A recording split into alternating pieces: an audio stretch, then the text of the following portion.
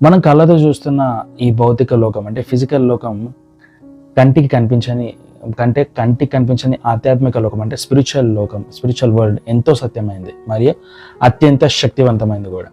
దేవుడు మీ జీవితం పట్ల ఒక గొప్ప ప్రణాళిక కలిగి ఉన్నాడు. ఆ ఉన్నతమైన ఉద్దేశాలను మీరు సంపూర్ణంగా నెరవేర్చాలన్నది ఆయన చిత్తం. అయితే ఆ దేవుని ప్రణాళిక నెరవేర్చడానికి ఈ లోకంలో మీరు ఒంటరి వారు కాదు.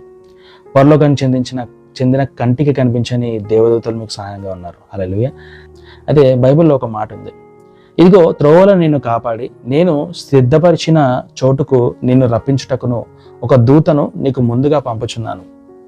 ఈ వాగ్దానం స్పష్టంగా చెప్తున్నట్లుగా దేవుడు మీకోసం ముందుగా స్థిరపరిచిన ఆశీర్వాదమైన గమ్యానికి మిమ్మల్ని సురక్షితంగా చేర్చడానికి, ప్రతి అపాయం నుండి కాపాడడానికి పరలోకపు దూతలు మీకు తోడుగా పంపుతున్నాడంట. కాబట్టి ఈ ఫిజికల్ వరల్డ్లో ఫిజికల్ పరిస్థితులను చూసి భయపడకండి. అదృశ్యమైన దేవుని శక్తి మీద, మీకు తోడుగా ఉన్న దేవదూతల భద్రత మీద సంపూర్ణ విశ్వాసం ఉంచండి.